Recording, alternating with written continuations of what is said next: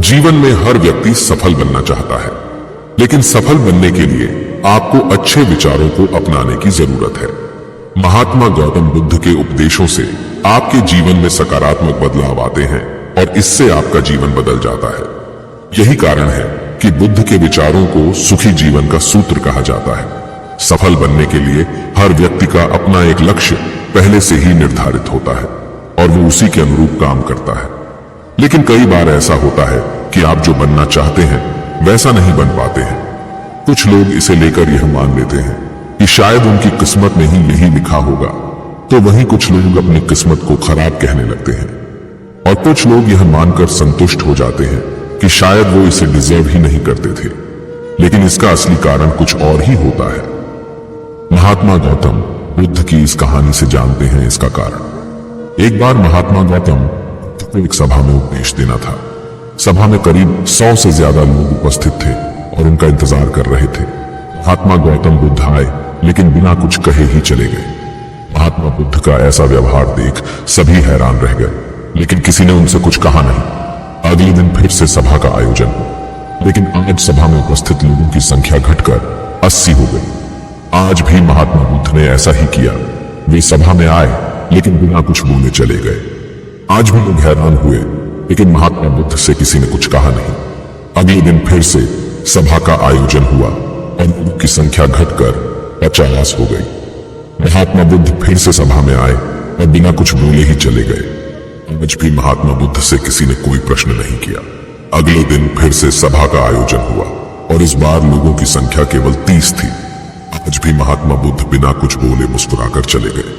आप कहानी को पढ़ते हुए इरिटेट हो गए होंगे और सोच रहे होंगे कि आखिर महात्मा बुद्ध को कुछ बोलना नहीं तो बार बार सभा का आयोजन क्यों हो रहा है। ठीक इसी तरह सभा में मौजूद लोगों को भी गुस्सा आ रहा था, लेकिन इसका जवाब जानने के लिए आपको धैर्य रखना होगा। अगले दिन फिर से सभा का आयोजन और आज सभा में केवल 15 लोग ही उपस्थित रहे। लेकिन आज महात्मा गौतम बुद्ध ने अपना स्थान ग्रहण कर लिया और उपदेश देने के लिए बैठ गए।